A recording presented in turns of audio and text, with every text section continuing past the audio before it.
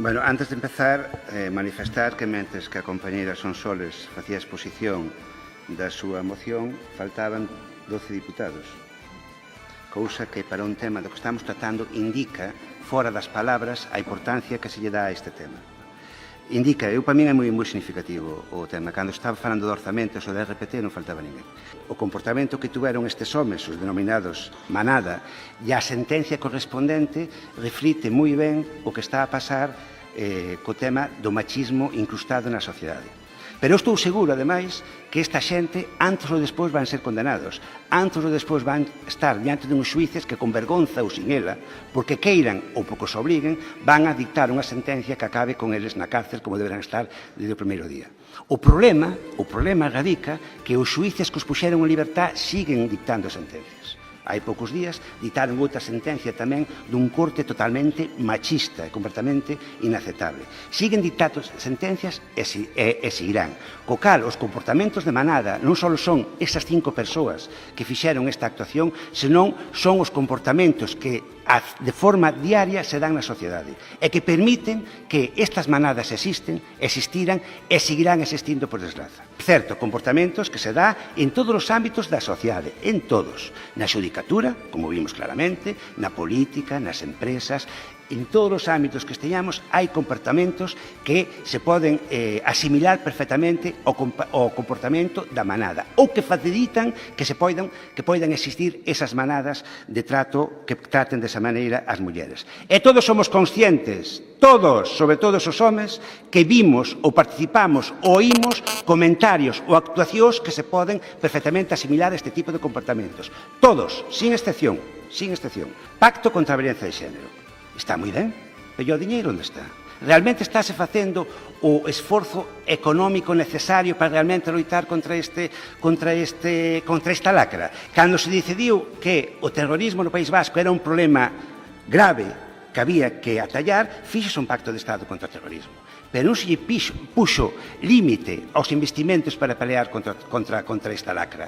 Púxoselle gardas de seguridade día e noite a todas aquelas persoas, 24 horas diarias, a todas aquelas persoas que eran susceptibles de ter o problema. Policías, guardias civiles, funcionarios de prisións, concelleiros do Partido Socialista e do Partido Popular, e ninguén o critica. Ao contrario, había que facelo probablemente. Diñeiro sin tasa. Bueno, por que non se fai o mismo ca violencia de xénero? Aquí neste pleno, cando o BNG defendeu que se instara a crear un xulgado de violencia de xénero nesta cidade, que sigue sin existir a día de hoxe, o diputado do Partido Popular que falou como portavoz dixo, é que vai pasar, é que por van a pedir en todos os sitios, é que e se hai que facer un xulgado de violencia de xénero en todos os sitios, cal é o problema? Un problema económico. Estamos limitando por cartos o loitar contra a violencia de xénero, que é o que está ocorrindo. Co cal non señemos hipócritas. Digamos, estamos en contra da violencia de xénero, pero non estamos dispostos a poñer o que hai que poñer para combatila. E non digo que con cartos acabe con ela, axúdase.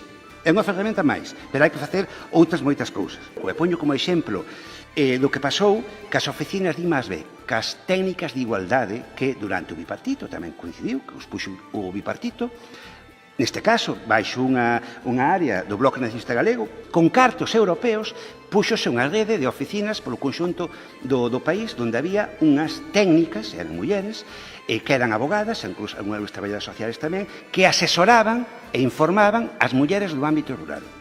Unha das primeiras medidas que tomou o señor Feijóo cando entrou no goberno, como se acabaron as subvencións europeas, foi despedilas.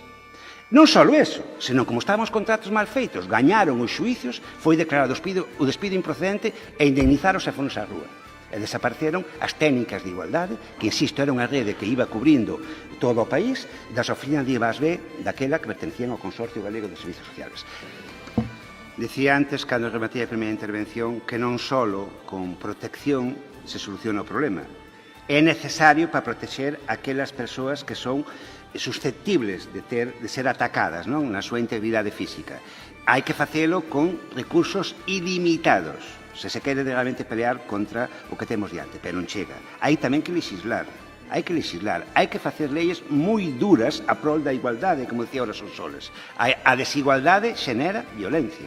E desde o momento que unha persoa, un home, pensa que unha muller, polo feito de ser muller, ten algún dereito menos que a outra persoa por ser un home, por exemplo, estáse xenerando ou estáse facilitando ou estáse promovendo que aí poida haber violencia de xénero, violencia machista. Hai que legislar e non podemos protestar, e os homes somos os menos indicados para facelo porque somos maioritariamente os agresores, non podemos protestar porque se legisle en positivo para favorecer a igualdade das mulleres. Non podemos protestar. Temos que calar a boquiña, en todo caso, incluso ás veces avergonzarnos polo que fan os nosos conxéneres moitas veces.